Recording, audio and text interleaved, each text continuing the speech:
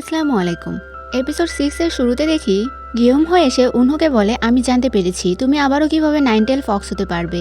এখানে উসোকও ছিল। সে এই সব কিছু শুনতে পায় এবং বুঝতে পারে যে উনহো এখন আর ফক্স নেই, মানুষ হয়ে গেছে। উসোক সিওলকে বলে, তাহলে তুমি এই জন্য 1 সপ্তাহ আমাকে দিলে, কারণ তুমি এখন চাইলেও উনহোকে বলে নিজের জীবনে ফিরতে পারবে না। উনহো বলে, হ্যাঁ এটা সত্যি, কিন্তু আমি আবারও নিজের পাওয়ার জলদি ফিরে পাবো এবং তোমাদের নিজেদের জীবনে ফিরিয়ে দিতে পারবো। উসোক বলে, এটা করতে কত সময় লাগবে? উনহো বলে, কিছু দিন লাগতে পারে।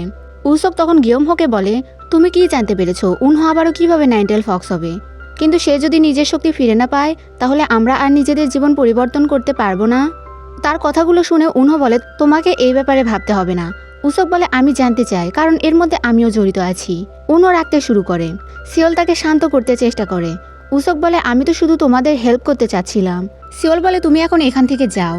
উনহো তখন গিয়মহোকে বলে উসোকের এতক্ষণের স্মৃতি মুছে দিতে, যাতে এতক্ষণে সবকিছু সে ভুলে যায়। তখন গিয়মহো এমনটাই করে, আর আমরা উসোককে গাড়ির মধ্যে দেখি। উসোক ভাবছিল সে এখানে কি করছে, তার কিছুই মনে পড়ে না। তখন তার বাবা তাকে কল করে এবং উসোককে বকতে শুরু করে। সে বলে, তুমি কোনো কিছু না জানিয়ে কোরিয়াতে কেন গেছো? এখানে তোমার জন্য ঝামেলা হচ্ছে, তুমি চলে এসো। উসোক বলে, টেনশন নেওয়ার দরকার নেই, আমি ম্যাচ শুরু হওয়ার আগেই চলে আসবো।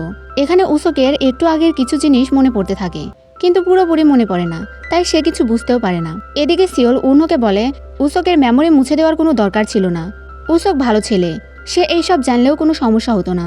উনহো বলে, এত কিছু তোমার ভাবতে হবে না, হয়তো এসব জানলে সে আমাকে মেরে ফেলতো, কারণ এতে সব থেকে বেশি লাভ তারই হতো। তখন তাকে আর নিজের আগের জীবনেও ফিরতে হতো না।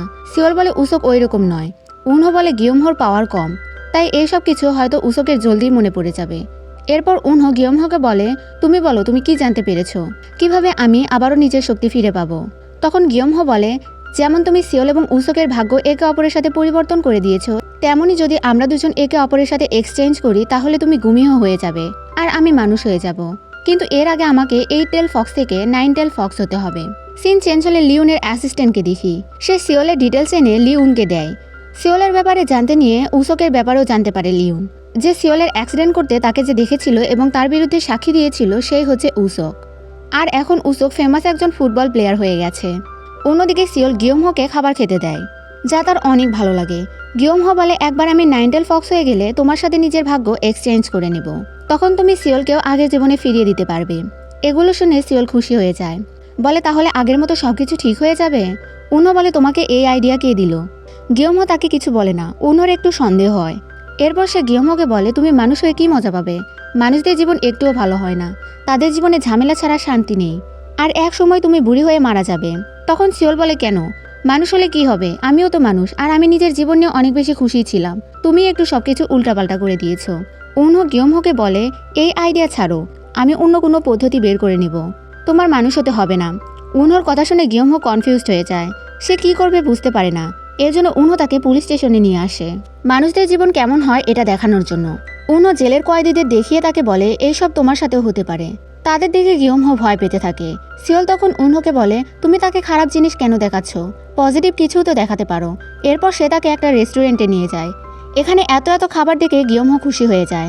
সিওল তখন তাকে বলে, মানুষ হলে তুমি সবকিছু এনজয় করতে পারবে।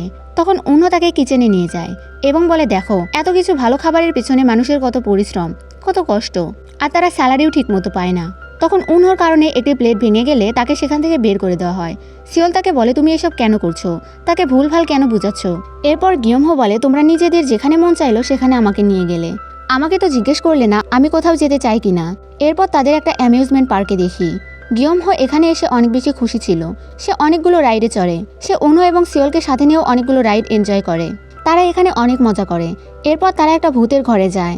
এখানে উনহো ভয় পেয়ে যায়, কিন্তু সিওলকে বলে সে একটুও ভয় পাচ্ছে না। সিন চেঞ্জ হলে সিওলকে দেখি, সে একটা শামানের কাছে আসে। সে বলে, আমি একটা ফক্সকে ধরতে চাই, কিন্তু আমার পাওয়ার কমে গেছে। এরপর তাকে শামানের তাসবি হাতে দেখি, আমরা দেখি সে শামানকে মেরে ফেলেছে। এরপর উনহো এবং সিওলকে দেখি। সিওল বলে, এই দিন আমি সবসময় মনে রাখবো, আজ তোমাদের সাথে অনেক মজা করলাম, আমি আগে কখনো এখানে আসিনি। তখন সিওল খেয়াল করে উনহোর পায়ের গোড়ালি তার জুতার জন্য কেটে গেছে। সে উনহোর কেয়ার করে। উনহো বলে, তুমি আমার এত কেয়ার কেন করছো?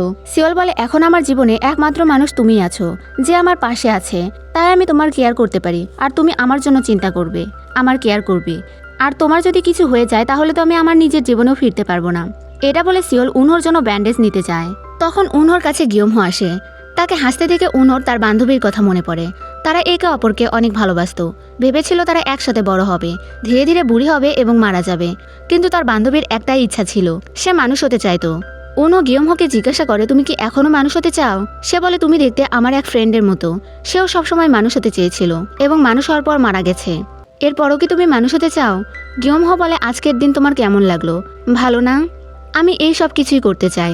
আমি জানি মানুষ হওয়ার ভালো খারাপ দুই দিকই আছে, কিন্তু তাও আমি মানুষ হতে চাই। তখন কিছু অতীতের সিন দেখানো হয়। উনোর ফ্রেন্ড বুড়ি হয়ে গিয়েছিল। উনো তখন তাকে বলেছিল, আমি কখনো মানুষ হব না এবং কাউকে ভালোবাসবো না। তখন তার বান্ধবী বলেছিল, আমি আমার জীবন অনেক ভালোভাবে কাটিয়েছি, আমার কোনোই আফসোস নেই, তোমারও নিজের জীবন উপভোগ করা উচিত। এরপর সিওলকে দেখি, সে ব্যান্ডেজ এনে উনহোর পায়ে লাগিয়ে দেয়। উনহোর মন একটু খারাপ ছিল। সিওল বলে, গিয়মহো কোথায়? উনহো বলে, সে চলে গেছে। সিওল বলে, তুমি আবারও কি তার সাথে রাগ দেখিয়েছ? উনহো বলে, না, আমি ওর কথা মেনে নিয়েছি, কিন্তু তার আগে তাকে নাইনটেল ফক্স হতে হবে। তারপর আমরা নিজেদের জীবন এক্সচেঞ্জ করতে পারবো। এটা শুনে সিওল খুশি হয়ে যায়। সিওল বলে, এটা হতে কত সময় লাগবে? উনহো বলে, হয়তো 100 বছর। সিওল বলে, কি এতদিন? এতদিনে তো আমি মারা যাব। তখন উনহো তাকে একটা পাওয়ার দেখায় আর বলে, আমি সবকিছু ঠিক করে দেব। এরপর তারা দুজন বাসায় আসে।